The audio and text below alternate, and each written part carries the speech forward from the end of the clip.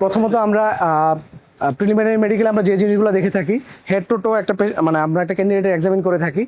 শুরুতে আমরা একটা ক্যান্ডিডেটের চুল কতটুকু আছে নাই, কারণ চুল একটা সৌন্দর্যের অংশ। তো যদি সিভিয়ারলি অ্যালোপেশিয়া থাকে, মানে চুল যদি একদম গ্রসলি অনেক বেশি কম থাকে, যে একদম টাক হয়ে যাচ্ছে, এরকম ক্যান্ডিডেটকে আমরা নিতে পারি না একটা সৌন্দর্যের অংশ হিসাবে। তারপরে আসে আমরা ফেসে কোনো ডিফর্মিটি আছে কিনা।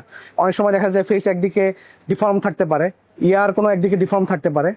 তারপরে আসি আমরা চেস্টে অনেক ধরনের ডিফর্মিটি আমরা পাই, যেমন হচ্ছে যদি পিজিয়ন চেস্ট থাকে বা চেস্ট যদি ভিতরের দিকে ডাবানো বা সামনের দিকে উঁচু হয়ে থাকে এরকম। তারপরে হচ্ছে অ্যাবডোমেনে যদি কোনো সিভিয়ার কোনো বড় অপারেশন হয়ে থাকে, যেমন ল্যাপারোটমি, যে বড় অপারেশনের জায়গায় হার্নিয়া হওয়ার চান্স থাকে, সেরকম যদি কোনো কিছু থাকে। নেক্সট আমরা যদি লিম্বে আসি, যেমন আপার লিম্বে হাতে অনেক সময় আঙুল বাঁকা থাকে। নর্মালি হচ্ছে আমাদের এক একটা হাতে 5টা আঙুল থাকার কথা, কারো ক্ষেত্রে 6টা থাকতে পারে, আঙুল জোড়া থাকতে পারে, নখে কোনো সমস্যা থাকতে পারে।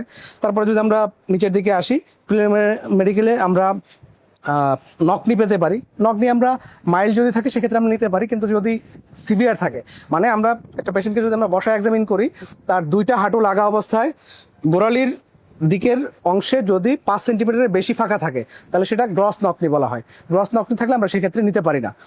আর তারপরে হচ্ছে আমাদের নখে যদি কোনো সমস্যা থাকে, যেমন নখে যদি কোনো ইনফেকশন থাকে, নখ যদি মরা থাকে, নখে যদি কোনো পুজ, রক্ত, পানি এরকম বের হয়ে কোনো রোগ থাকে, এবং আমরা পরবর্তী দেখে থাকি যেটা হচ্ছে পায়ের তলায় অনেক সময় দেখা যায় যে পিটের সোল থাকে, মানে এক ধরনের ইনফেকশন হয়ে পায়ের চামড়া নিচের অংশগুলো খেয়ে যায়, মানে দাগ হয়ে যায় বা গর্ত হয়ে যায়। এটাও যদি থাকে, এটা যদি সিভিয়ার থাকে, অনেক ক্ষেত্রে আমরা এটার জন্য নিতে পারি না। এবং ওভারঅল আমরা একটা স্কিন কন্ডিশন আমরা প্রিলিমিনারিতে দেখে থাকি, তারপর ক্যান্ডিডেটকে আমরা ফিজিক্যাল টেস্টের জন্য পাঠিয়ে দিই। পরবর্তীতে ফাইনাল মেডিকেল টেস্টে ওনাদের আমরা নাক, কান, গলার ভিতরের অংশ এবং ইন্টারনাল অংশটা দেখে থাকি। Thank you. আমরা প্রথমে তার ফর্ম নিয়ে তার পরিচয় নিশ্চিত হই, তারপর তার উচ্চতা দেখা হয়, তারপর তার ওজন দেখা হয়, তার বুকের মাপ নেওয়া হয়, তার স্বাভাবিক অবস্থায় বুকের মাপ এবং সম্প্রসারিত অবস্থায় তার বুকের মাপ পরিমাপ করা হয়। পরবর্তীতে তার চক্ষু পরীক্ষা করা হয়। চক্ষু পরীক্ষার জন্য স্নেলেন চার্ট আমরা ব্যবহার করে থাকি, সেটার মাধ্যমে তার 2 চোখের চক্ষু পরীক্ষা করা হয় এবং এরপর তার প্রাইভেট পার্টস পরীক্ষা করার জন্য পর্দার ভেতরে প্রাইভেসি মেনটেন করে তার গোপনাঙ্গগুলো পরীক্ষা করা হয়।